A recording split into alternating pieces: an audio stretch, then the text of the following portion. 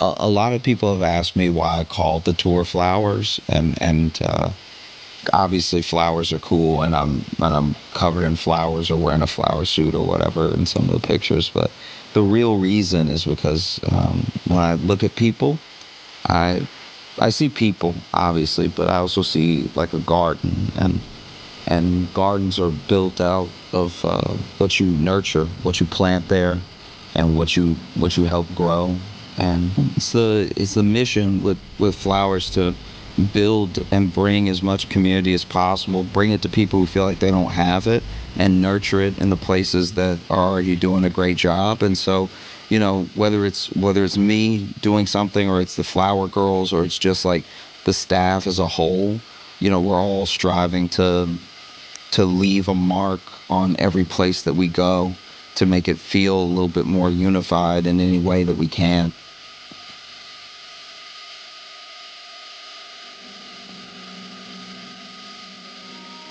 I mean, this tour is special to me, and it's the first time I'm able to really do what I want to do and move how I want to move, as far as all the parts that go into it. I can't wait to see you there.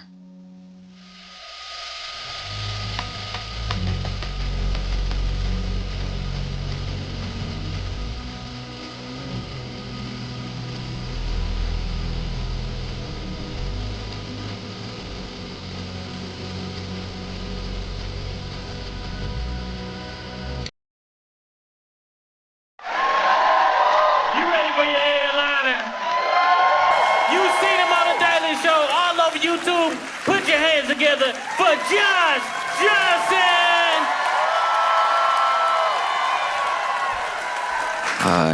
I don't know about y'all, but I just paid my taxes, and they got me.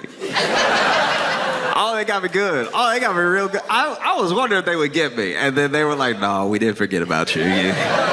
We think you're special. We would never forget." And I know they charged me extra. They gotta be charging me extra because they know I won't survive jail. So they're like, "He gonna pay it. Just write a number. He'll make it happen." It's been great traveling this week. I've been able to go to Milwaukee, Madison, now Minneapolis, and everything. When I was in Madison, there was something sort of curious that was happening. I like being in Minneapolis because y'all smile an appropriate amount. You smile when something good is happening. You know what I mean? When I was in Madison, there were so many errant smiles. There were people just looking forward like, huh. I've never been in a city. I told them this too. I told them this to their face. I was like, y'all all walk like you walk into the light. Like, this is crazy. I try to be a jolly person, but this is insane.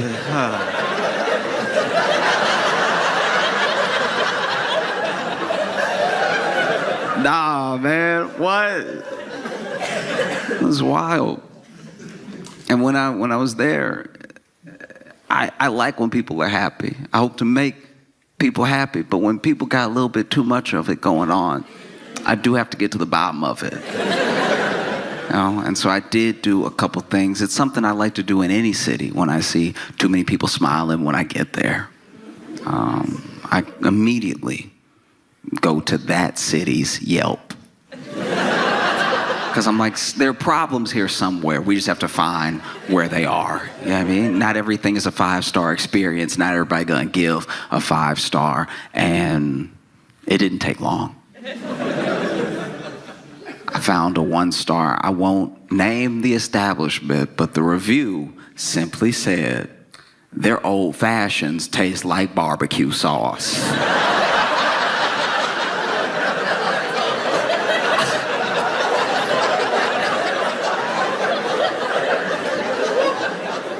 Let's be clear about something. You have to have such a fundamental understanding of how old fashions and barbecue sauce taste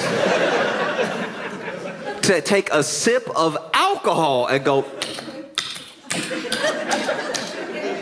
nah, that's Sweet Baby Ray's. I know Sweet Baby Ray's when I taste it, you not slick just because you thinned it up a little bit.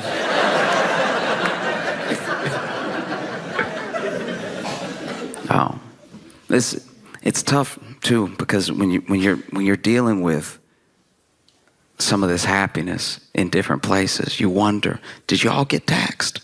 Do you know what I mean? They must have skipped over y'all if y'all so happy all the time.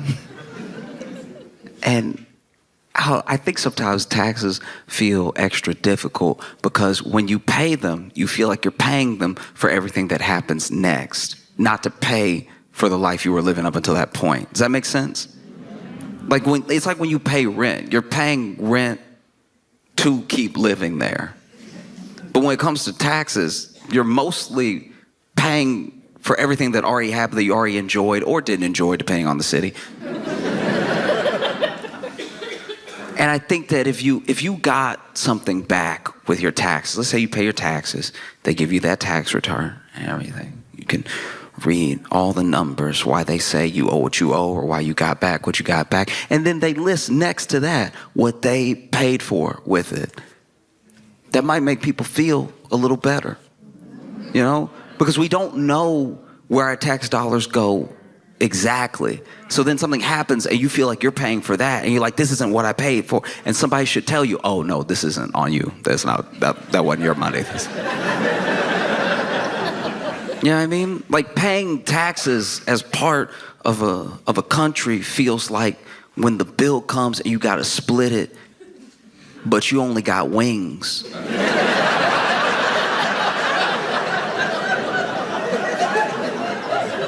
Like, hey, I got 6 wings. All right, there are 6 sets of bones in my basket. I didn't take any errant bites or anything. And some of y'all are alcoholics. I am not prepared to split this bill with you. You have your barbecue sauce, old fashions. You have your... Not down for this. Oh. Because everybody's having some money troubles right about now. I mean, from all different ways. People are getting squeezed in lots of different directions, you know? Like we already know, tariffs are almost old news now. But the fallout isn't. The fallout is fresh. The Dow has only dropped by 1,000 points 11 times in history. And 4 of them were in like the last 2 months. Like this is very bad. If this were a roller coaster, this would be the part of the ride where your neck breaks. Like it's just... Engineers don't build this way. This is not safe. And you know, you see it through the tariffs. I've talked about it before, but those people on the money channels, they're still a bit nervous. They're still freaking out, you know? They still come on every day. One of my favorite things about watching them now is they talk to us like we're the news. They're there doing the news, but they looking right in the camera like, I don't...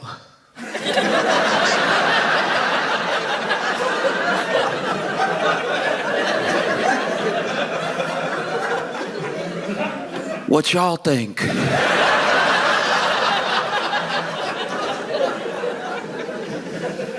Oh, it's bad. You know, like just this week, you know, you had people losing money in all sorts of ways. I mean, Christy Nome.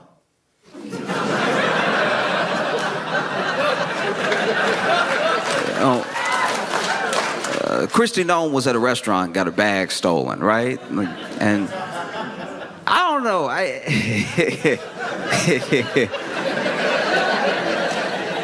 It is wild. Okay, because then you have to... Okay, I'm trying to figure out how to put this. Okay, so then when you report your bag as stolen, right, and you got to list the contents of your bag, you know, her bag had her driver's license in it, had her passport in it. She had $3,000 in cash in her bag. $3,000! $3,000 in American dollars, $3,000 in cash.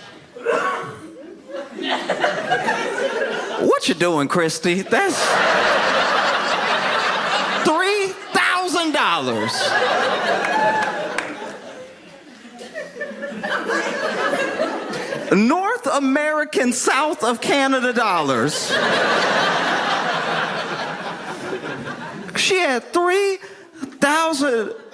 That would make sense if this was like the 90s. You know, it's the 90s, you got it like that, you got 3,000 on you, you know, okay, you might see a food truck, want to treat the town.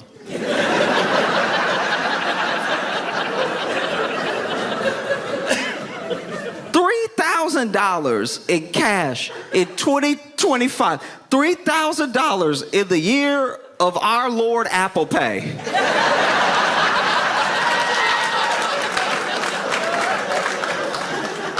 If I had been the cop that she reported to, that the business, and she told me, listen in the back, oh, my DHS badge, my passport, my driver's license, so much stuff was in there. I had a couple of Jolly Ranchers, and oh yeah, $3,000 in cash. I'd be like, oh,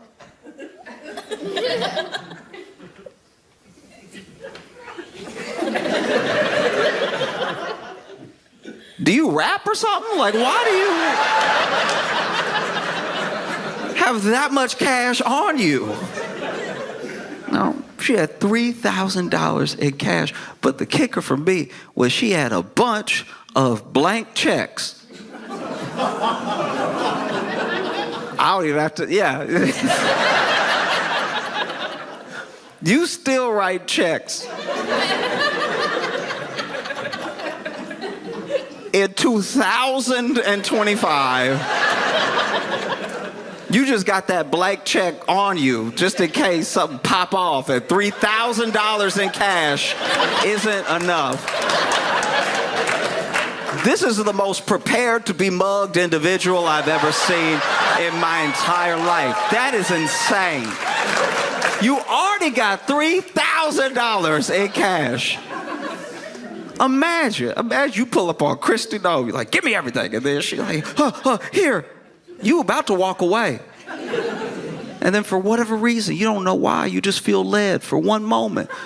You look over your shoulder back at her, and she got a pen.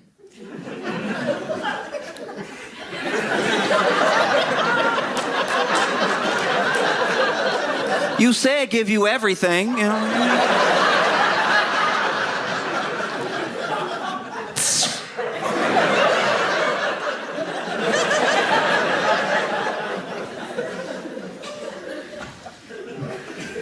A bunch of blank checks. I don't even know if the thief would know what to do.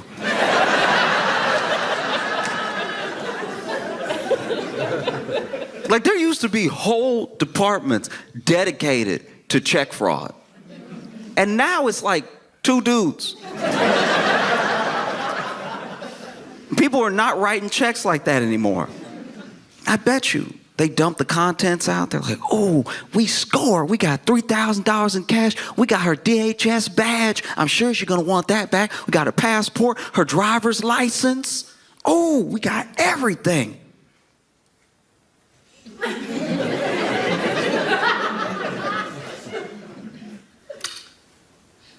Why she got a bunch of little papers with her name on it? Some people so conceited.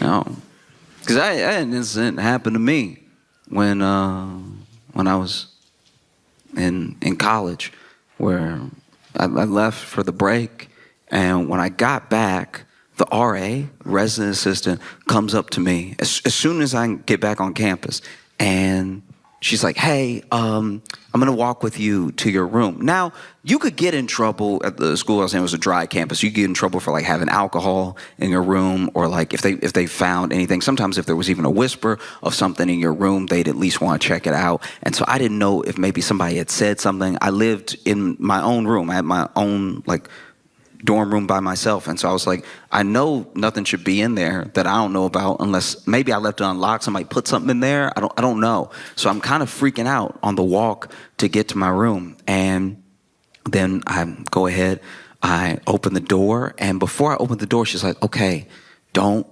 freak out. And I was like, that's not how you start.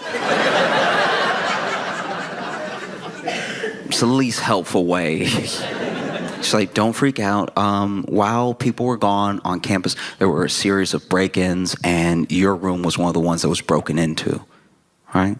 Now, this isn't like me being like poor me, but everything I had is everything I had. Right? So I like the stuff that I left there, I have one of everything. Right? And same for the stuff at home. And so I'm opening the door thinking like, oh my gosh. Like, I don't have money to replace things that might be missing or broken, you know?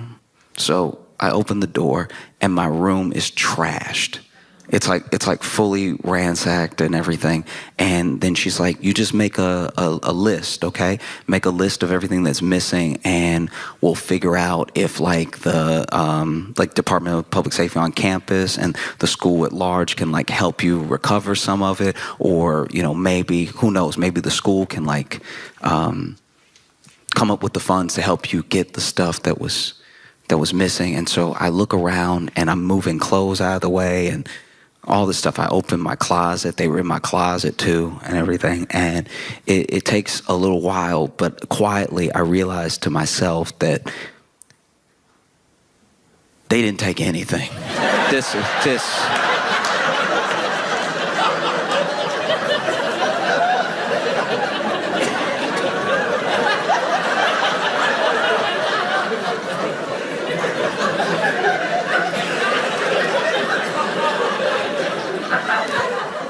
How embarrassing it is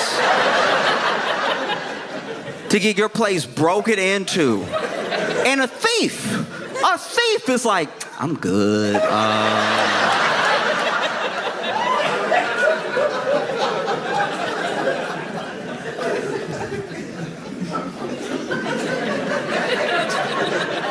What do you do? What do you do? You know, I'm in my head, quietly walking around. You know, RA is still standing in the doorway and everything. I'm getting defensive in my head. I'm like, all right, I got a couple of good DVDs. All right, they not Fight Club fans. Like,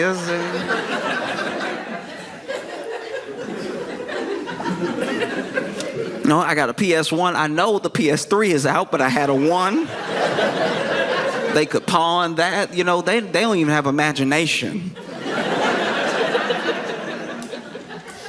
So finally the RA is like, so, anything? And I was like,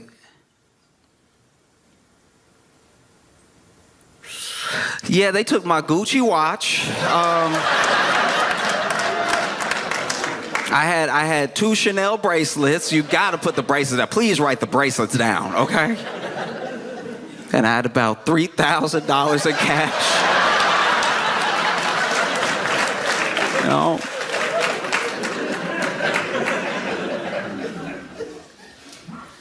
It's difficult when people are feeling like they're squeezed so much financially. Like there are things that you have to pay.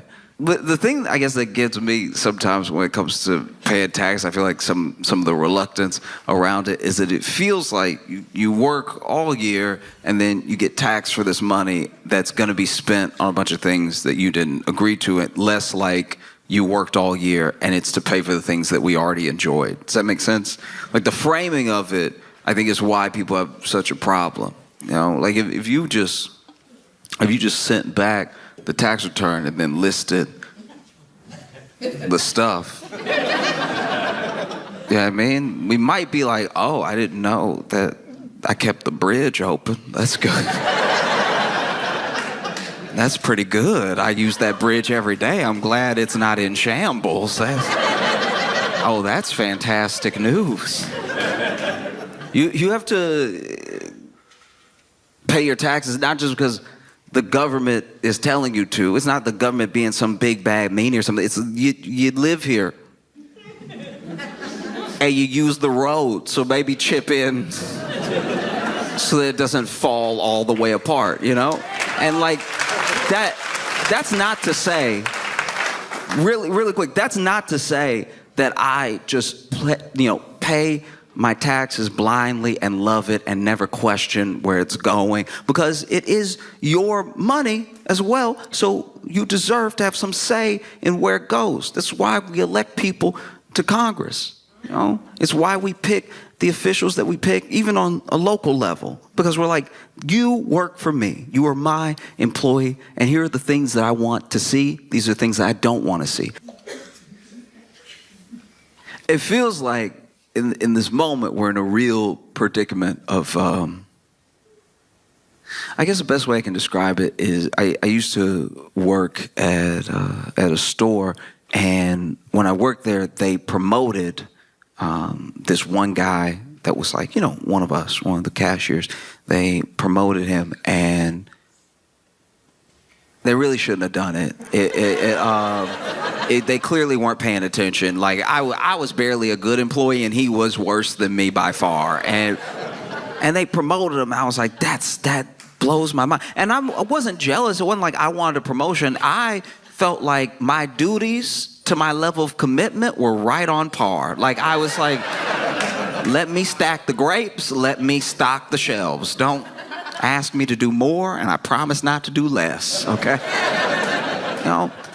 But he was actively bad, and they promoted him. And a good example was he wanted to go to business school, and one of the assistant managers said, "Oh, I used to, go to business school. Like I graduated from business school. I tell you what, I will give you all my old business school books. I don't know how much of it will transfer, how much it will actually help you, but it can get you started before you actually start school. You might be able to learn some of the basic concepts. It'll help you." Right? And that was a very nice thing to do. He didn't need to do that. I respected that very, very much. He saw somebody with a dream. He wanted to help them along, And so he gave him these books.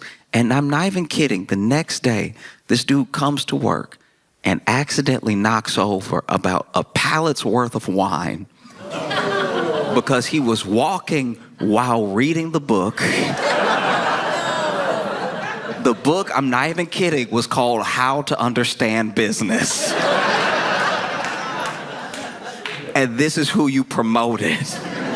We're in the business of selling groceries. We buy groceries from places, we hold them until people want to buy them from us, and then we sell them to them. We're in the business of buying and selling groceries. He will stand in direct conflict with our ability to buy and sell groceries. And you've promoted him. We're in a similar predicament now.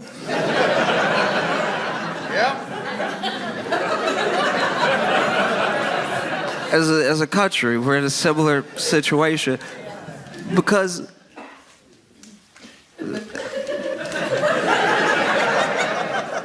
Pete Hegseth got in trouble again for the same thing from before. Basically, if you're not familiar, a bunch of people who are supposed to were using the app Signal to, talk about war plans. And, quick gist, they accidentally invited a journalist, and then the mission kicks off. They do the attack. The attack is successful, and everyone finds out, and they're like, "That was dumb. Don't do that again." And everybody was like, "We can't promise that. Like, that's not." Okay. Well, fast forward to rewind, we are in the same situation again, because unbeknownst to, I guess, anybody at the time, Pete Hegseth had not only been using Signal to discuss war plans, he had a whole other channel where he was just talking to his wife, his brother, and his personal attorney. And you couldn't. This is what genuinely bothers me. Like this is what actually upsets me about the whole thing. Some people are upset. They're like, I can't believe they were discussing such sensitive information that should have been, they can say it's not top secret. They can say it's not classified, but it's at least something that we should hold tight until the mission happens. And he's just discussing it plainly on this app that could be hacked. And it's like those things, discussing it with people who shouldn't know isn't actually my problem. Maybe this is a, my own hot take, but I feel like that sort of thing happens all the time. I think anyone who's like married to someone in government, anyone who's married to someone high up in any business knows some things that they're not supposed to know. That's like human, actually. You don't think Michelle Obama? You don't think Michelle Obama was kept up at night knowing stuff she wasn't supposed to know? Do you know what I mean? You think Michelle Obama was in the White House like, Barack, what's wrong?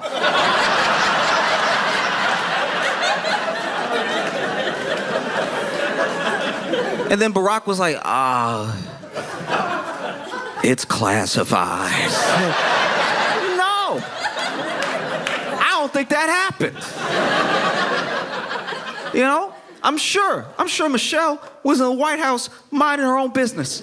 Eating a veggie plate. Barack halfway kicks open the door. I've had it up to here with them.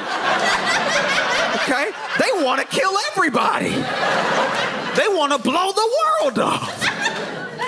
Now you sitting there, you Michelle, you like, oh, I don't even want my carrots anymore.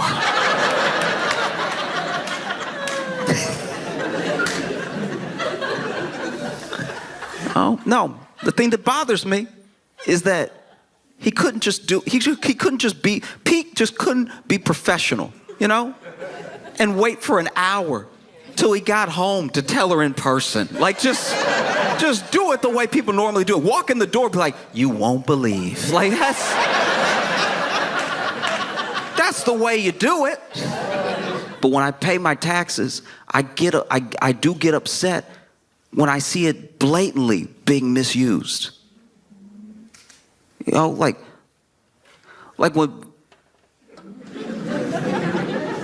Pete Hegseth is supposedly building a $40,000 studio in the Pentagon to do his makeup before he goes on TV. I'm like, that, if even $1 of that is mine, I'm very upset. Like, I'm not saying I'm the whole 40, but like, that's so insane. Secretary in the makeup room. Should he be at war? Like,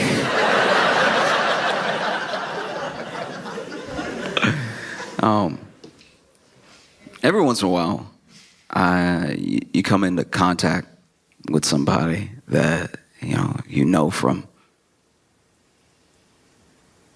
You know in a personal way, and eventually, maybe this has happened to some of you, you turn on local news and you see them. And you're like, I knew it was gonna be something. You know what I mean? Maybe it's the 8 o'clock, the 10 o'clock news, but they did something. You see that mug shot and everything. When I was in Chicago, I worked with this dude at our job, in the break room, we had a light sensor for the light switch. So you could just press it, lights come on, or, if nobody was in there or if you didn't move for long enough, lights go off, right? And one day, I'm walking into the break room, take my break, lights are off, I walk in, lights come on, and he's sitting there, already in the break room, eating barbecue. And let me go out on a limb right now and say that if you eat barbecue in the dark, you are a murderer, okay? You're already guilty in my mind. If you are that comfortable with bones in the dark, there's no telling what else you're capable of. If you are that comfortable slipping and sliding on your teeth and tongue, a barbecue is messy enough in the light. You should have seen his face when the lights came on.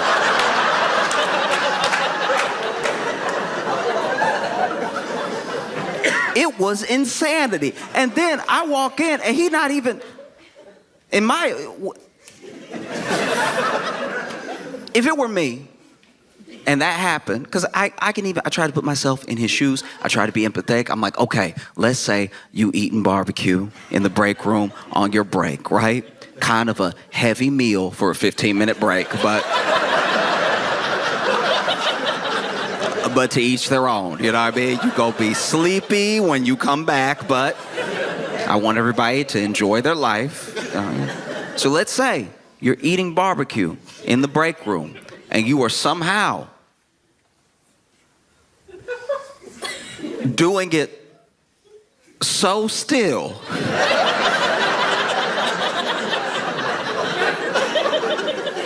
I'm not saying he should be hitting the rib like corn on the cob. You know what I mean? I'm not like I'm not saying he should be digging into it with his face like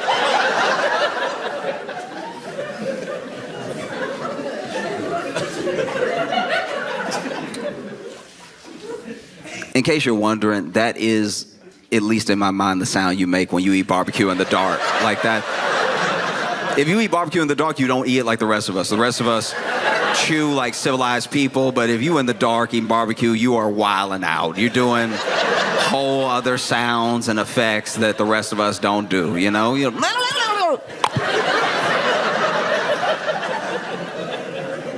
I'm not saying that you need to be doing a bunch of extra movements when you eat your barbecue. I'm just saying if you're doing it so still, you know, munch, munch, munch. Munch, munch, munch. Munch, munch, munch, munch. Munch, munch, yum. Munch, munch, munch, munch. If you're doing it so subtle that a light sensor, that technology was like, ain't nobody in the room. And then they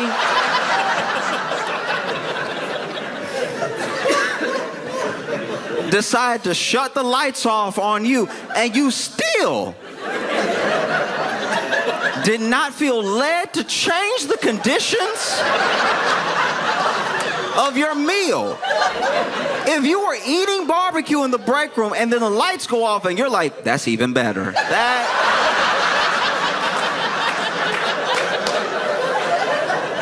That tells me you're not right in the head.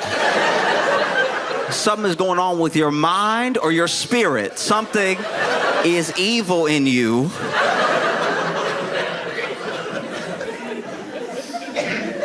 Munching away.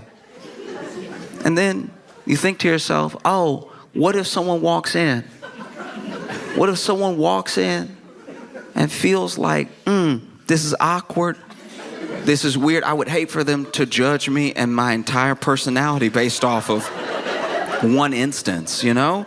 Maybe I should get up and paw my way, if the lights don't come on, to the light switch and press it so the lights come on and the room is once again filled with God's holy light.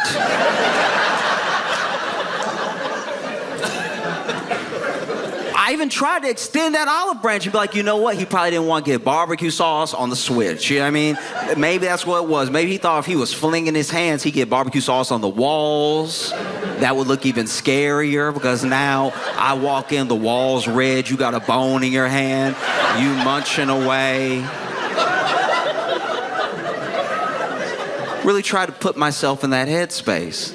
Try to be fair to him. And after I got through thinking all those thoughts, I was like, nah, the whole thing was weird. No, I was right. It's insane.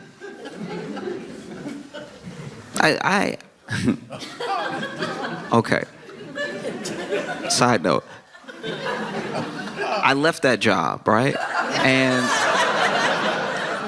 one day I was catching up with a different coworker. I was telling them what happened, right? I was like, hey, I was super weird. Like, I get in there and, you know, he'd been in the dark, so he wasn't phased. It wasn't like something just happened and I walked in right after or whatever. And they were like, oh, you know what? I didn't want to tell anybody. But the same thing happened to me. Which means on a different day, this man was eating barbecue so gentle that he lost the light again. And this dude, okay, so look, so my coworker told me, they were like, no, okay, so when I walked in, that light, I think, was genuinely broken because I walked in and it was still dark. Like, it didn't just come on because I swung the door open, right? So we at least know now he didn't turn the lights off on himself. Because I did worry about that. I did worry that man took his break, went to the break room with his barbecue, knew what he was about to do, knew how unchristian he was about to behave, set the barbecue down on the table and was like, nobody needs to know. But yeah, so apparently there was a problem with the light in the break room, and they were like, yeah, but when I walked in, he was eating the barbecue, and I'm pretty sure he was choking. Which would make you feel bad for him for a second, until you really put yourself in that situation. Because if you walk in to a dark room, you assume nobody's in there. And the sound of someone choking on barbecue in a dark room does sound like a demon. It does sound... If you walk in and it's like... No, do it real quick. Close your eyes. Close your eyes real quick. I want everybody to close your eyes. Close your eyes. Close your eyes. Close your eyes.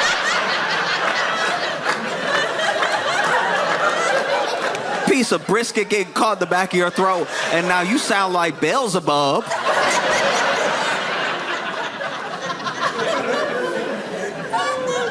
No.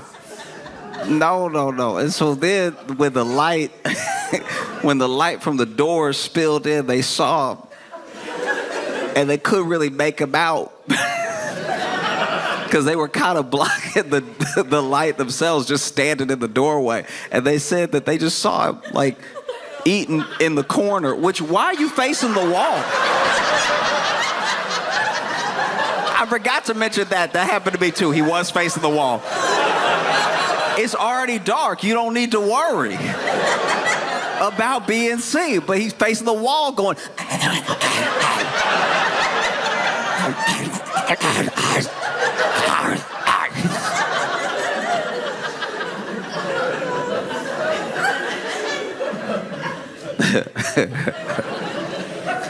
I was like, what did you do? What did you do when that happened? And they were like, I thought it was a demon. I yelled out loud, I rebuke you.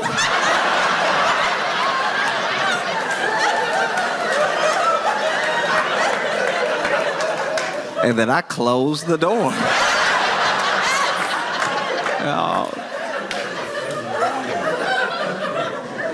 Man. So then, you know, I'm chilling in my apartment in Chicago and watching the news.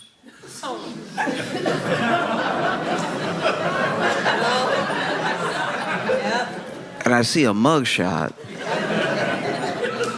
with a familiar face who had been arrested for trying to rob a barbecue restaurant.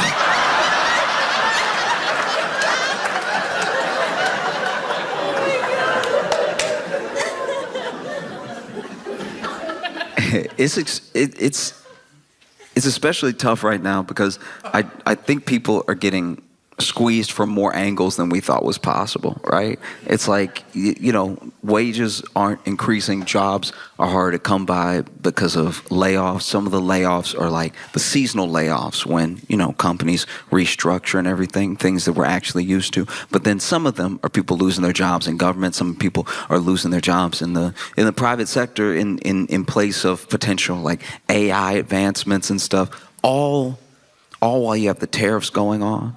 And I truly believe that some of it is preventable. Obviously, there's going to be ebbs and flows with every economy. There's going to be ebbs and flows with every country throughout its history of how rich it is or how markets fluctuate. Some of these are unforced errors, and some of these are things that just happen, but it's all happening at one time, And I think very basically, I wish everyone could agree on it, but we're not there yet, that just by being human, just by virtue of being alive, you deserve access to basic necessities, the most basic of things, right?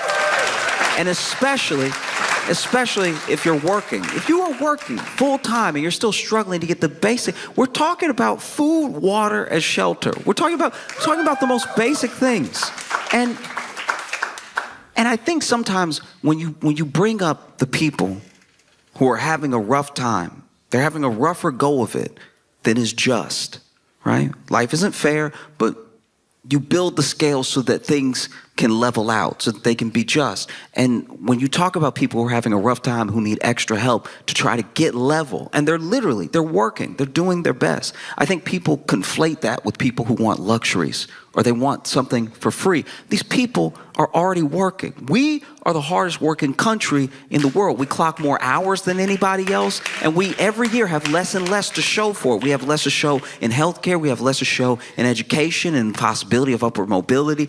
Every year we work harder, and every year we have less. We take less vacation days than pretty much anyone in the world, and for all of our hard work, we are not seeing the fruits of our labor. And there are people who will tell you, oh, but if you just work a little bit harder, if you just do it this way, oh, I'm smart, I figured it out, you will too. It's people who are not addressing the fact that everyone does not get a fair shake. Like, you only need to look at me as an example. You don't think I want to be in the NBA?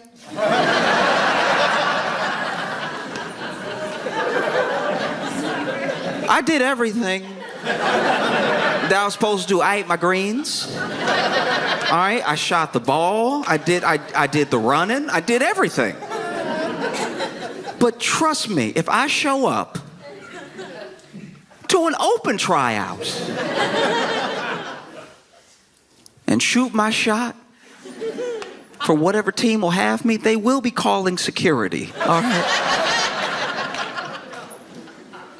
And finances work in a similar way. I'm not coming down on anybody who came up well, went to a good school, and then through that good school, you made a connection, which got you your job, which affords you your lifestyle. I'm not saying you don't work hard. I'm saying everyone doesn't have that same opportunity, And I think that at the very basis, right? At the very basis of food, water, and shelter, people get it in their head that even shelter means, a lavish house or something. Lavish. I'm not talking about lavish things. I'm talking about enough to get by. Everyone is fighting to get by. When you talk to people who don't have about what they want, they just want to be level. They're not asking for expensive, lavish things like outdoor furniture. Patio furniture is ridiculously expensive.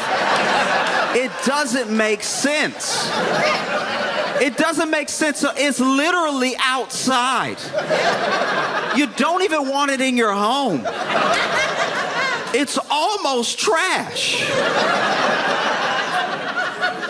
I don't care how comfortable it is. You literally let it get rained on.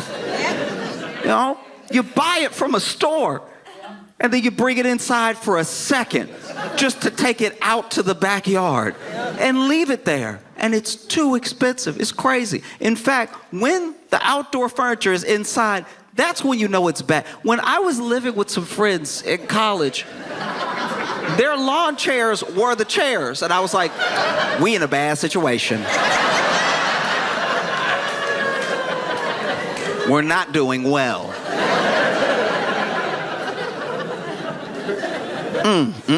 You got the patio furniture in front of the TV. We about to die tomorrow.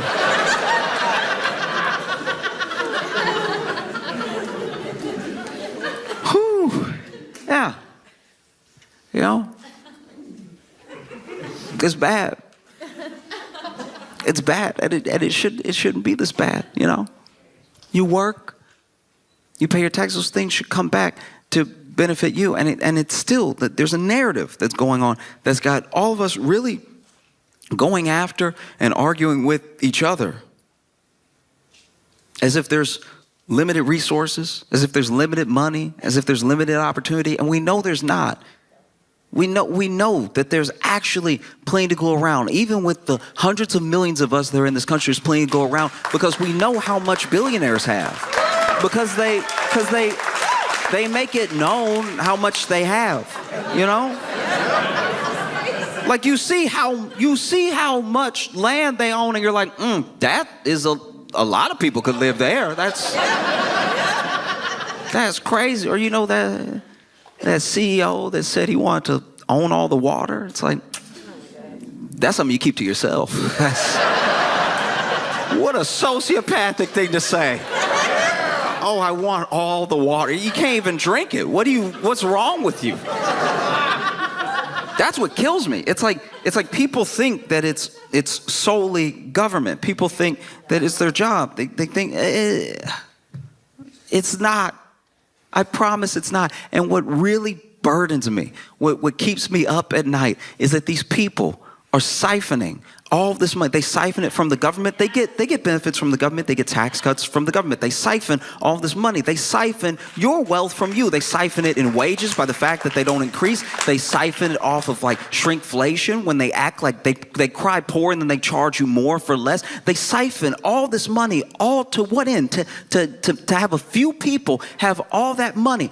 All of that money, more money than anyone will ever need in their lifetime. And you know it because they don't spend it. They siphon all of this money out. They are literally parasitic. And then they dress like me.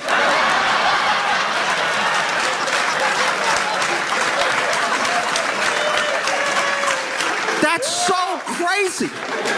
You have all the money in the world and you look like me. What are you doing?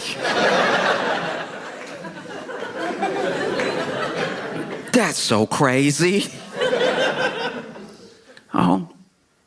Oh, it doesn't have to be this way. And I know sometimes you can feel powerless, especially when the big thing is happening, when the big thing is just going, you know. But it does with a movement towards any action that is based in the people's wishes, it has to come to fruition in any instance. And you see it all over the world. You see people rise up in whatever form it takes to make their voices heard. And it's still very much possible. I know that there's a narrative out there that you're like a cog, that there's nothing you can do, and that you might as well just scrounge up as many pennies as you can to get by, and that'll be the best you can ask out of life. You know, it's to the point now where even people who cross over that $1 million threshold, they enter that tax bracket, they still feel that way. You could make $500,000. You could have $300,000 saved up, and you might sell something within your company, make another $200,000. You might cross that $1 million threshold, even by just a little bit, and still be like, I'm barely getting by. And people roll their eyes at that. They scoff at that. But the way that things are set up, unless you are uber rich, it's very easy to drop right out of that tax bracket. None of that is certain. You know, small business owners, some of them could be considered millionaires, but they'll tell you, they're like, my actual business and the people that I care for, the employees that I employ that depend on me for their benefits, for their livelihood, it's like we are month to month, right? So this structure doesn't end at just taking care of yourself. And it's why everybody, to the best of our ability, We have to be looking at the whole. The way that they play it is the way that benefits them every single time. Someone who's already a billionaire would love for you to just try to be like me. You can do it if you work hard enough. That's the narrative out there. They don't talk about how many government benefits they get, how many tax cuts they get, that they were born rich. They don't let any of that into the story because it would kind of ruin the whole thing. You know what I mean? So, you know, it's literally it's up to you because we're already there. We're already in a place where I don't see how things are just going to get better by themselves. People are putting burritos on layaway. That's insane. That's so crazy. There are apps now that they come to you and they're like, hey, we'll let you finance your lunch, dog. You know, pay $3 now, we got you. And they do. They have you. And they don't let go. And before you know it, it's been a month, and that burrito that was $12 when you didn't have it is $65 now when you're done paying for it. And it wasn't worth it. And it's siphoned more from you. The things that weren't already taken. They can take your wealth. They're taking it now. They cannot take your worth. If you know your worth, if you remember your worth, and you fight for it every day, and you fight for it with who you vote for, you go to your town halls and you speak to them and you let them know, we hired you. You work for us. We pay our taxes. Go tell them that this is done. It doesn't have to be this way. We can demand more. And the thing that we're demanding is not some sort of handout. We're demanding our work back to us in proportion for how hard we've worked. These people believe, they genuinely believe that they built this company up by themselves as if there's some idea truly as a self-made man. It's like, even if you built a company and you ship the things to the people and they love your product and they want more of it, and you think you're such a genius, there are people driving that truck. There are people packing up those packages. And then there's the road that you didn't build. You know?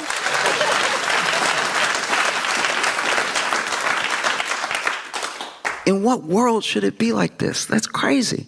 And then the narrative gets put back on us that we deserve these pennies, that we deserve such a small share of the thing that we helped build. Look around. Really look around when you walk around your city. Really look around when you travel. Wherever you go in America, no matter who you are, we built this. We built this together. We built it. And I'm not even saying that these like titans of industry don't hold a part in it. I'm not discounting someone having an idea and through ingenuity bring it to fruition to the point where they employ people, to the point where people depend on them. But there are responsibilities that come with that sort of thing. You know, I wanted to start a candy company, and I was like, nah, I'm actually going to be a terrible boss.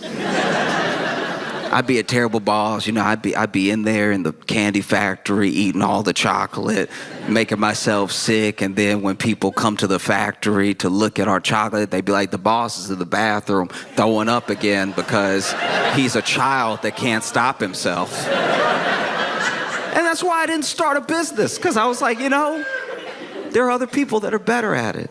It's tough. You know, you shouldn't be put in a position where you got to put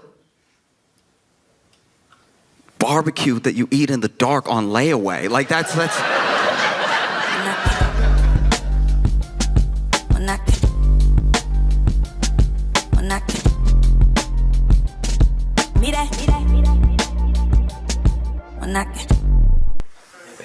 Have y'all seen the Civil War taking place? All right. If you haven't heard, that's fine. That just means you live in a functional life because what I'm talking about happened on Twitter. Elon Musk came through and was like, hey, we actually really need in America H-1B visas. And these H-1B visas are how people from other countries come here and have I mean, pretty great jobs by some standards. These are like sometimes developing jobs, some of the engineering jobs, and like just stuff of that nature. This isn't like one of your regular visas, and it's not like a visa that we have with a specific country. Like there are E3 visas that we have with places like Australia because they're white, and that's like that. That's a thing that we have with lots of different countries. So there's a certain amount of visas that are agreements between the countries, and we don't have it with every single country in the world. But even with like Uganda, we might have a few that are these specific visas that Ugandans can get or something, as an example, right? But the H-1Bs have a lot to do with jobs because with your H-1B visa, if you lose your job, right, you have to leave. But Elon is like, these H-1Bs are actually great. And Vivek Ramaswamy is also like, these H-1Bs are fantastic, right? Now, the reason that billionaires like H-1B visas is because people who are very talented from other countries will come, and they're usually, not always, but a lot of times are sending money back to their home country for their family, right? And so they, due to the exchange rate, don't really have the same amount of demands as an American worker. Like an American worker, 100 grand, it means something different here than it means to someone coming here, right? 100 grand, you might still be like, okay, I'll have a place to live, but I won't be able to do much. I can't take a vacation. If I get hurt, I'm immediately going to go into medical debt because I don't have insurance. Like 100 grand is a lot of money, but you're still thinking about how you're going to move through life as an American, right? But if you're coming from somewhere, especially if you're coming from somewhere where this is the biggest opportunity you've had up until this point, you're thinking 100 grand. Okay, look, I can have roommates. I don't care about having roommates. I'll have as many roommates as it takes to keep as much of that 100 grand after taxes that I'm going to keep in my pocket, so that way I can send money home. And the money that I send home due to the exchange rate is fantastic, right? So now I can maybe even retire my parents off of this 100 grand, 120 grand job back where I'm from. So when they come over here, they are working these like crazy hours. Like we're talking like 80-hour work weeks, fluctuations, and what the job description is and stuff like that. And they don't complain, because if they complain, they could be fired. And if they get fired, they're immediately deported. They start all over again, right? So that's why Elon and Vivek love H-1B visas. So MAGA as a movement is very upset with this sort of thing, because the whole idea of Trump winning and Elon and Vivek making that Department of Government Efficiency, which is only named that so that it will be called Doge, which is low-key one of the most unserious things I've ever seen in my entire life. Like, that was when I was like, oh yeah, we're cooked. That's very bad. That, y'all, if you had gone back 20 years and told somebody that eventually there would be someone, I mean, these are like made up jobs. Like Trump would actually have to do what they say to make them official. Right now, they don't even really exist in theory, right? It's just an idea of what might happen. I mean, who knows now? But like, if you went back 20 years and you told someone eventually there would be a government body that only had its name so it could be the acronym CAKE.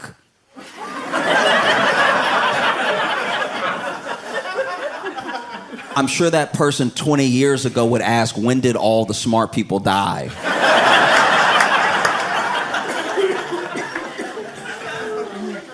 And so Vivek tweets and Elon tweets, and everyone, I don't know, is so mad. Okay, so basically, MAGA sees the H-1B visas as like taking American jobs, and not in a Mexican immigrant way. Not in the way of like, they're coming over here and they're selling fruit. I didn't really want to sell fruit anyway, but like they're selling the fruit. I don't know how I feel about that. It's not like that. It's like, no, LinkedIn is empty. And you're talking about H-1Bs coming over here and getting the jobs that I went to college for. And then Elon basically said, hey, y'all way too stupid to do these jobs, which is so out of pocket. That's so crazy. That, in a weird way, this whole ordeal almost made me feel kind of bad for MAGA as a movement, because when you think about it, a lot of why MAGA started is because, whether you want to put them in quotations as elites or like coastal elites or just people with money, those people for a long time, and this is something that I don't like, that I've seen for a long time, because it's a city rule thing that we do to each other a lot, where there are a lot of city people that look down on like rural people in a rural lifestyle, because they're like, oh, you're not educated. But then the people in the rural areas look at city people and they're like, you actually can't keep yourself alive. Do you know what I mean? Like you I know you've read more than me, but like, how do you... Where does water come from? Tell me where water comes from.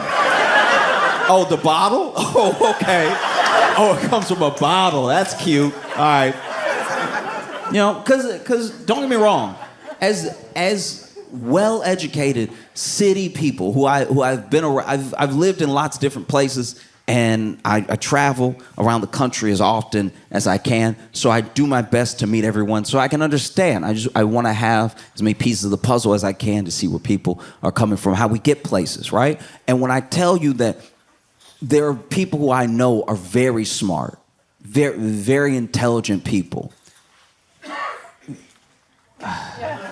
very smart people, but when you tell them that water comes from the ground, they look at you like, well, you must be drinking dirty water, because not my Icelandic, no. Guys, so Elon basically says y'all are like way too dumb to do these jobs. Like, I've seen your American schools, I've seen your colleges, and your colleges don't even match other countries' high schools. And the sort of general MAGA response to that was like, well, okay, but you agreed with us for the past like 4 or 5 years that the American college system was broken and that it's too woke and that we need to fix it and we need to change things up. And he was like, yeah, but you still dumb. Like that doesn't change. I don't think Yeah, I don't like it either, but that doesn't make you smarter that you went to a dumb school. And so then they lose it. And then MAGA was like, oh, okay, I didn't know you felt that way, you South African.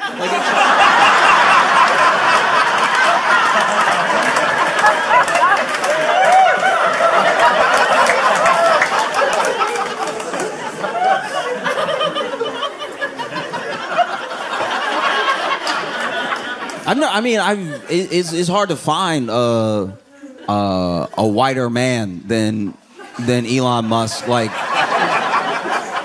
no, I mean, like literally and figuratively in a sense, because he's very. Oof. You know what I mean? Like the sun, not a friend, right? But the way they were calling that dude African, just you ever? Because they're like African, but then I'm an African American, and that I've never had racism miss me like the Matrix.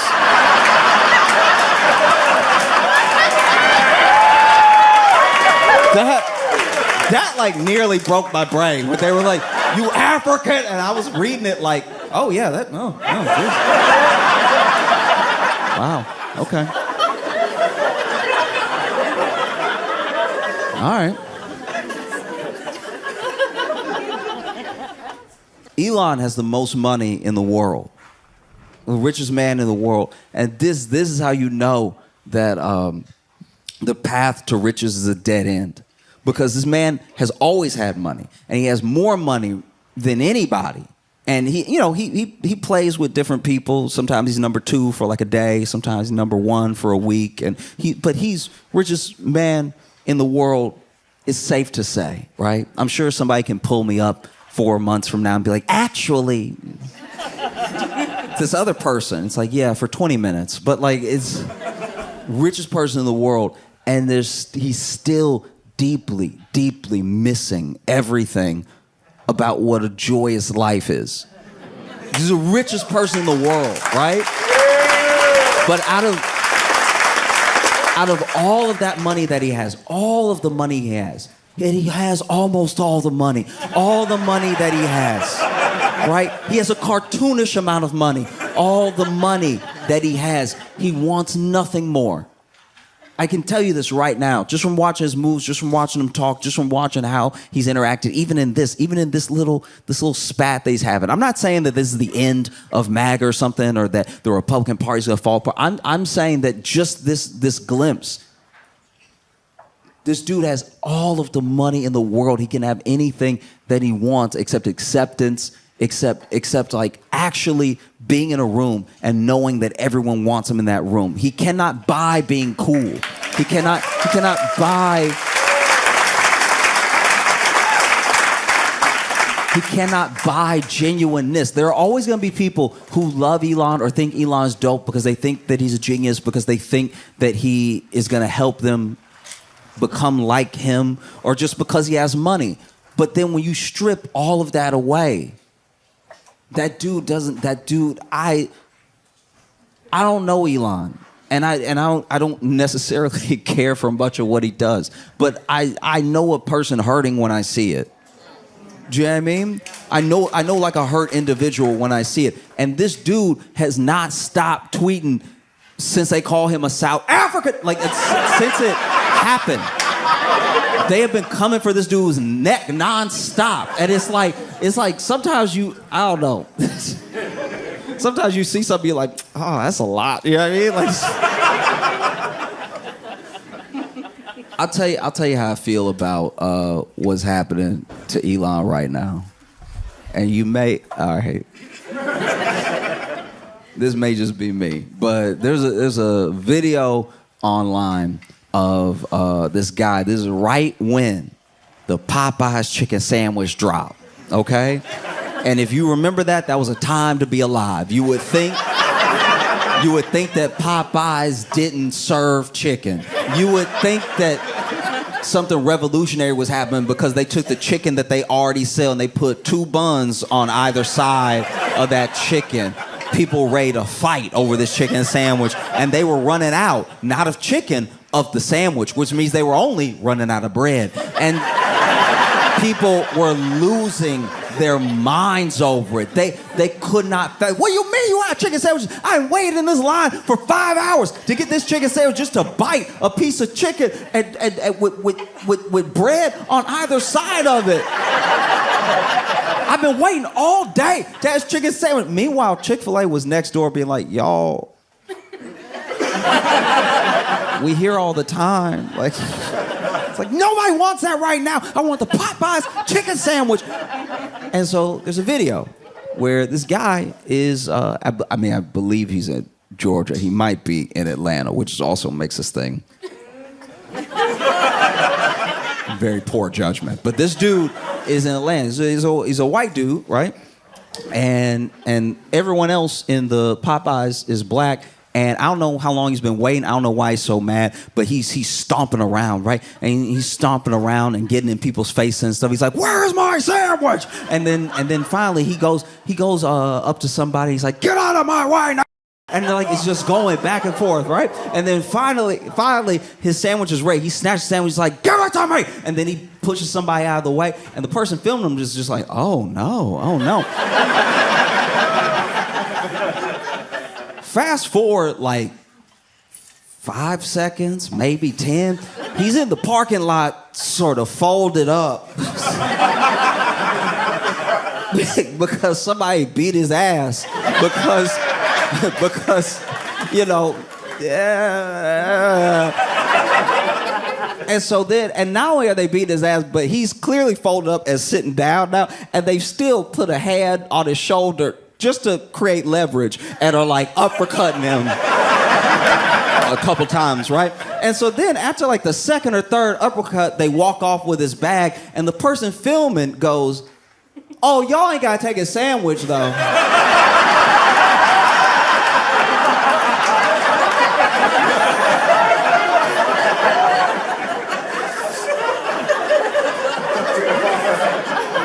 Which is weirdly, I don't know, which is a very short, but a very poignant, like lesson about racism, or at least how people who experience racism treat the people who are racist towards them, right? Because even in this hateful thing, there's this line that's like, oh, okay, but that was enough.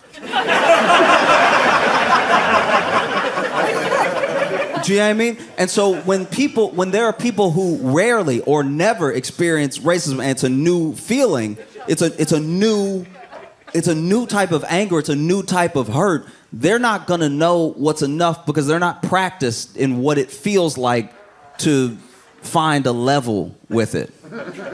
Do you know what I mean?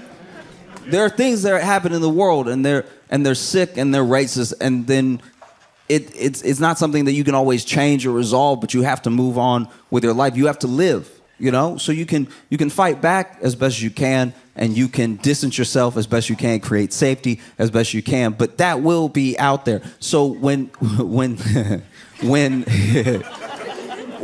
like someone who is not used to the practice of dealing with that thing feels it for the first time, nothing will ever be enough. And so because nothing is enough, they went after Elon in a way where I was like, oh, y'all ain't got to do all that.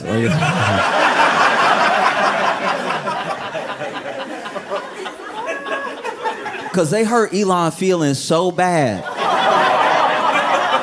that this dude went on a burner account on Twitter and join Space. If you don't know what Spaces are, it's where you can talk. It's literally just like this chat room, this like audio chat room where everybody can talk, or just the moderator can talk or whatever. And he went in this audio chat room with a voice modulator and started defending himself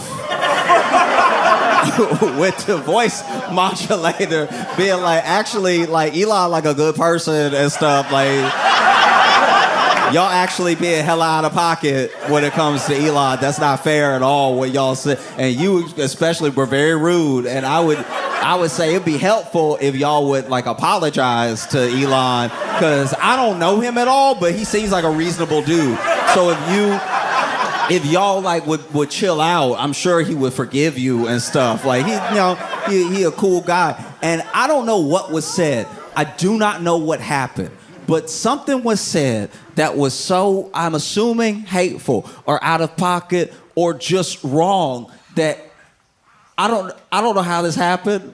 All I know is Elon apparently, because this is all hearsay. I watched the thing and I'm 90% sure it's real, but like apparently this dude got so mad he either got his mouth too far from the voice modulator or turned it off, because then this dude in his full Elon voice was like, wait, watch who you talking to right now. But like, he like fully dropped it. He was like, well, forget y'all too then. I hate everybody in here.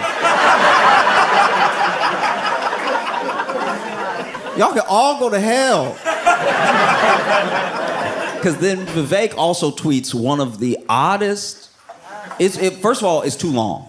This is another thing that happened, because as soon as they took that like 150 character sort of like thing off of Twitter, and it kind of killed the thread of Twitter, because the thread was how you knew you were telling a good story.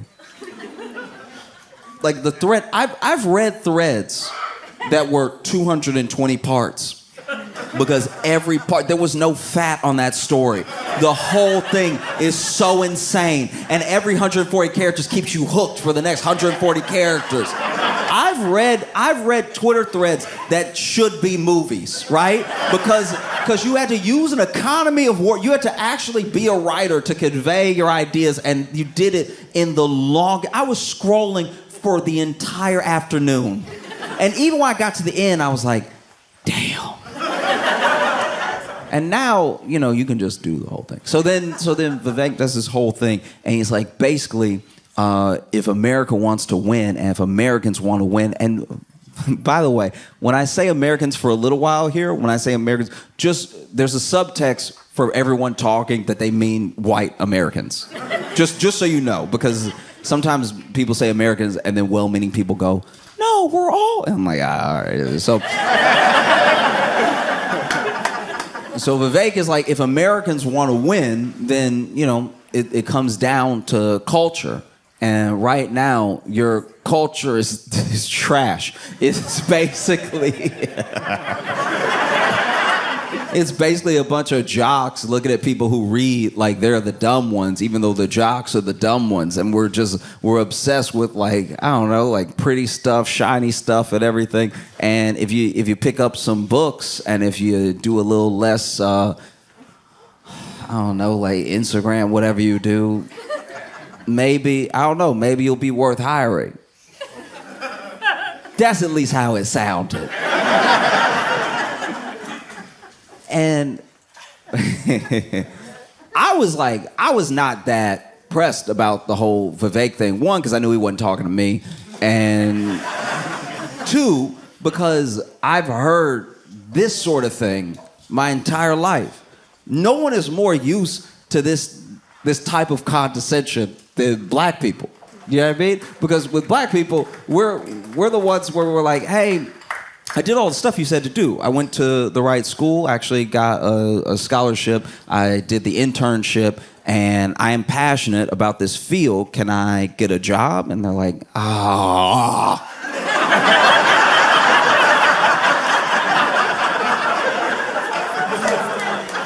We already have a black. We already have a black. His name is Mike, because he tricked us.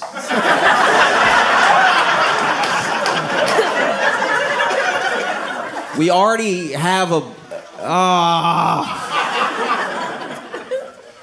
Look, we would hire you. But the boss's dumbest cousin needs a job, and so we're going to have to give it to him. But, I don't know, keep applying, and then maybe if Mike dies... we'll need a black, so then you can do it. Do you know what I mean? Like that's just a general reality. And so to hear Vivek talk to white people like this was wild. That was so apart, because then the comments were all like, but I did all the stuff, and he's like, yeah, no, I know. But you're dumb. Like, I don't know what to tell you. I would never hire you, And he doesn't say that. He doesn't say that exactly, but that's what he implies throughout the whole thing. And then he stops responding because it's thousands of people. But I don't know. There were so many people that came out and they were like, look, the whole reason that we joined this MAGA movement, the whole reason that we thought Trump being in office was a good thing is because it would mean more good jobs for Americans. And look, if you genuinely believed that, then I don't. You know what I mean? No, I'm not being a dick. I'm saying if you genuinely believe that, then that's bad. You know how?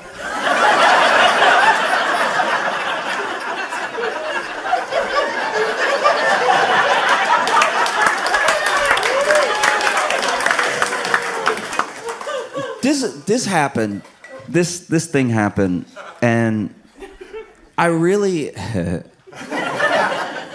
I worry sometimes. I think about this a lot, and I think about this with every topic that I talk about, or any joke I tell, or story I decided to talk about. That like, I would like to believe that like,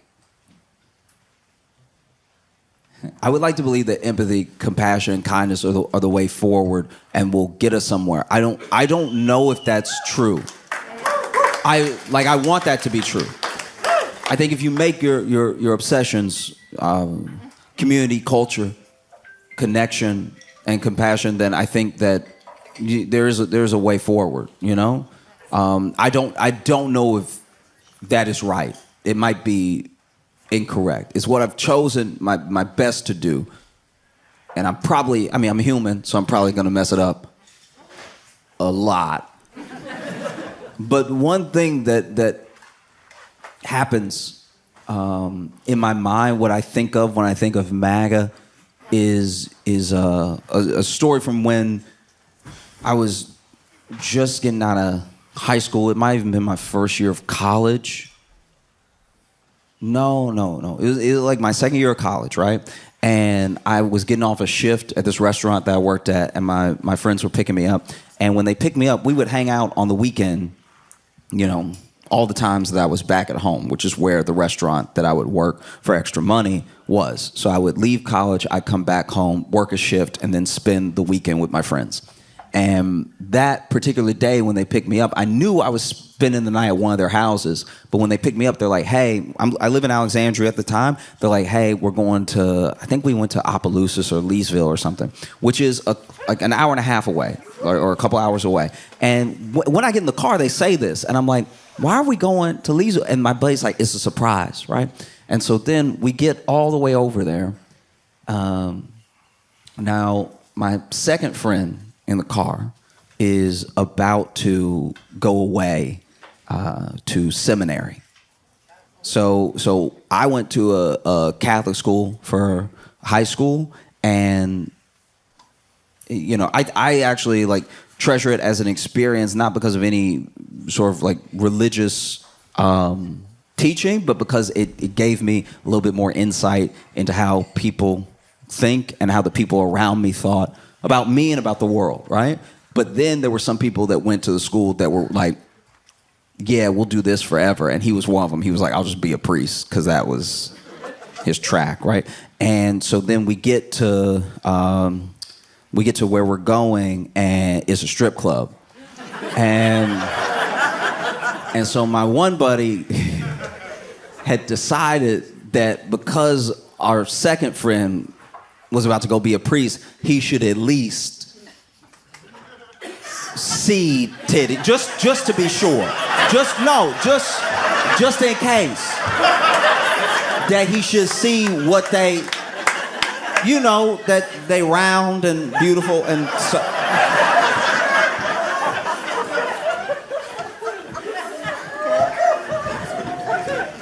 And so then, you know, we go inside, and I'm okay. I'm also like taking a back. Like my friend that's going to seminary is like, actually, I guess I'm going to hell, because he's looking around. He's like, right? I'm just generally slightly uncomfortable because it took me. I was like a late bloomer, sort of like accepting myself and like accepting my. I guess the way I come off to people and stuff. And so I'm still like this awkward, tight, you know, as soon as I walk in, right? I'm nervous, and he's nervous for like different reasons. He's like, you know what I mean? And so then our buddy who took us, who was driving, buys my friend who's going to seminary lap dance. And so it's not just any lap dance, it's a lap dance in the private room. And so I was like, you gonna get that boy a heart attack, and then he gonna die, and then he gonna be there, and then be like, look, I did everything right, but I will say I did die at a strip club. That shouldn't even be on me, because I didn't know we were going there. But she started rubbing up on me, and it was too perfect. I thought it was one of your angels, all right? And so then I got excited, and then my left arm started to hurt a little bit, and then I and now I'm here. But that shouldn't even be on me, okay? I didn't drive myself, I didn't do it. And so then, you know, he goes private room, lap dance, and he comes out of the room, a new man.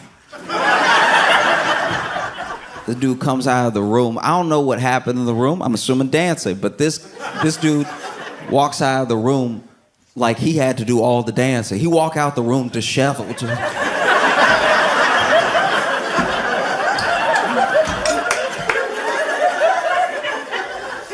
And he goes up to our friend and he's like,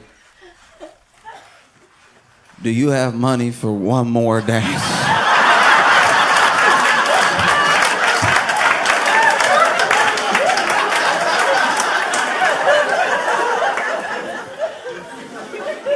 My friend pays for another dance and he goes back. And, you know, while he's in the room, I had my own journey. Because I was at the strip club and I was just sipping on a Sprite, because this is back when I still drank soda. I had to quit. It's too spicy. No, it generally burns my chest. Like, it's too much, right? But back in the day, I would hit a Sprite, and so I was sipping all this Sprite, and this one dancer walks by, and she does this thing where she basically like massages the back of my neck as she's walking by. But I am not used to being in strip clubs. I'm also not used to people coming on to me, so I thought it was a spider. So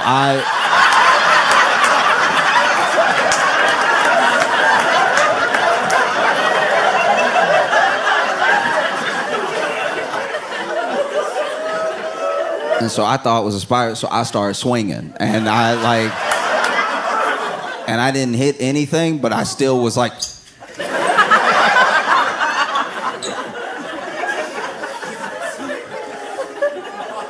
And then later, another dancer came over and she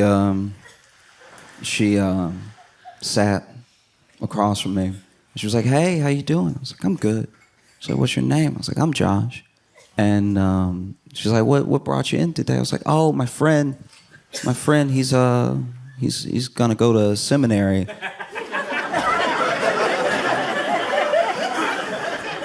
And so we brought him here.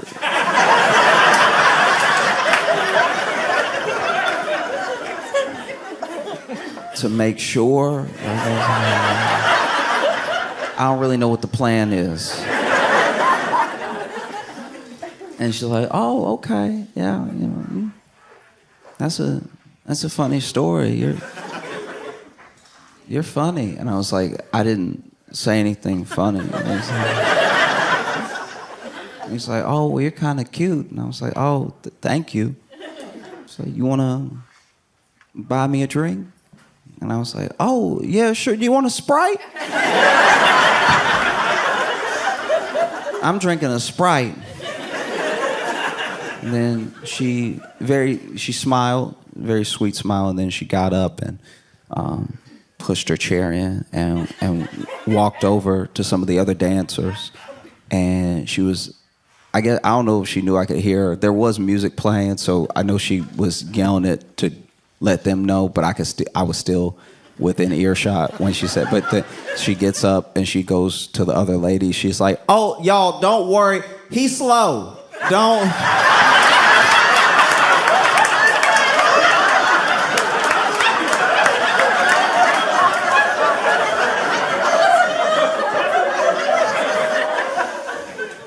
And so then our friend who's going to seminary comes out after the second dance, and whatever happened the first time happened worse the second time, because now he like walking out, but he's sort of holding his arm too, and he's like,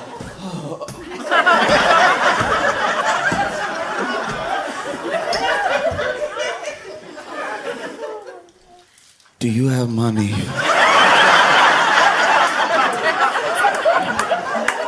for one more dance.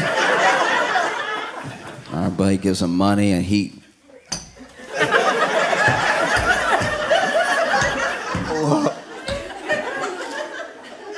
goes in there, and I'm sitting with my buddy who brought him, and he's the only one out of all of us who's like chill in this situation. And like I don't know if he was like a cool guy anyway, but maybe he had just been to strip clubs before, but he was just not fazed. He was just like, oh, I'll get you a drink, yeah. And then our buddy comes out.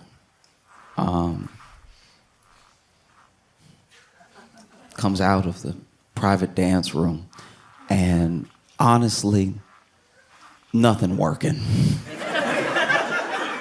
I was worried that he had lost his sight. Because he walked out like,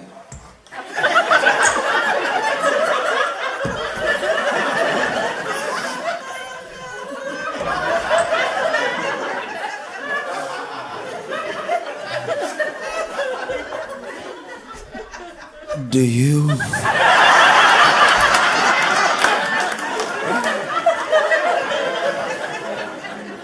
And our friend says, I'm sorry, man, but that's all the money that I had. It's probably best that we head home now anyway. And we get in the car. We're headed back. And it's not that long before. It's not like silent. We play a little music and stuff, but nobody's really talking.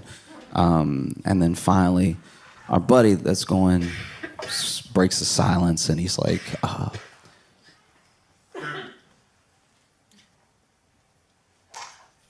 don't know if I can go to seminary.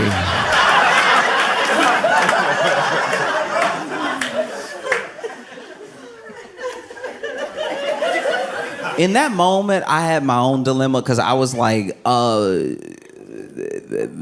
does that shouldn't land on me though. Like I shouldn't.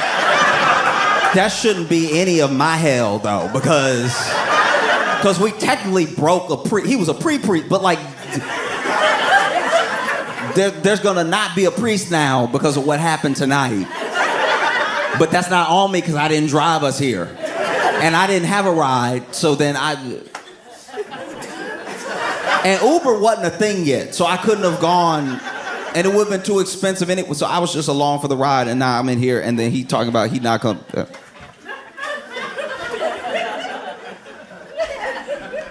And then he's like, yeah, I don't know, I might have to think about it, because I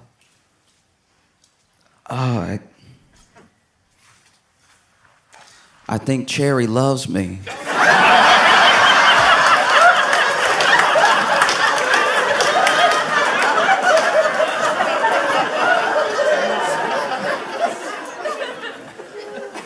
And I think I love her too. And so when I think about MAGA,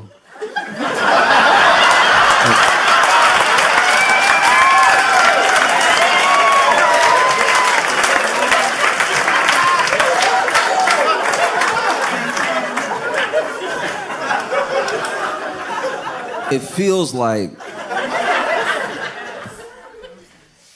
they love this dude, and he thinks, oh, I have their love, I'm good. And they think we love him and he loves us.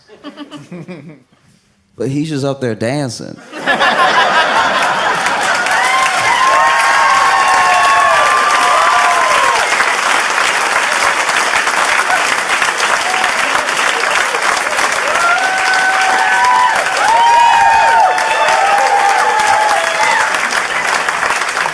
And don't get me wrong. Don't get me wrong. He is good at dancing. He is. Like when you watch him dance, you're like, that was at least funny, or it was like, oh, it's so weird. But no matter what, no matter how he dances, everybody talks about it. You know? And I think that with Vivek and with Elon, you know, they're real businessmen. And so they think about their business and how to improve it, how to make more money, how to make sure that they have people that aren't going to unionize, aren't going to stir up trouble or anything. And MAGA is genuinely in this place. You don't get to MAGA in a vacuum, you know? Yeah, I mean, I think there's a general social contract and understanding of what America is supposed to be for Americans, and the differences that we have, the way that we butt heads is the interpretation of that contract, right? For some people, that contract is just the Constitution, and they actually like live by it. They're actually like, no, it says this, so we should do this, right? And that's one way to take it. That's fine. And then there are people like me. There are people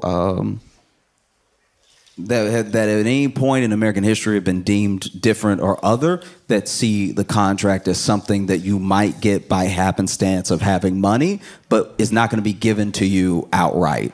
And then there are white Americans who believe in the contract, and they believe a part of the promise that's like unspoken, which is all of this, you'll have access to all of it. All of this is yours by virtue of you following the rules and doing what you're supposed to do because this is your country. And so when Elon and Vivek, who are not the right white, do you know what I mean? Because when Elon crossed MAGA, he became a South African real quick. Like that was. And Vivek, I don't know, y'all, bro, you were never in. Like you were never. But when they made these points, and when they gave a lot of that movement what is genuinely some of the hard truth, it's like, all right, if you think college is broken and woke and whatever, if that really is your opinion that you hold, then you do your best to change the thing. You don't throw the thing out. You don't go, guys, I don't like gender studies, so now math is also gay. Do you know what I mean? Like, if you don't like gender studies, then don't major in gender studies. Like that's a quick and easy path to not have to deal with gender studies. It should just be like, I will just do the And so I don't know how the war is going to end. You know what I mean? I don't, because it's weird. I thought this would take at least until February.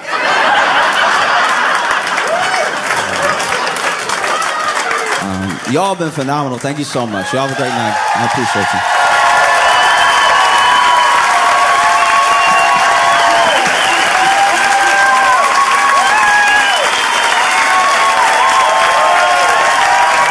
Give it up for Josh Johnson.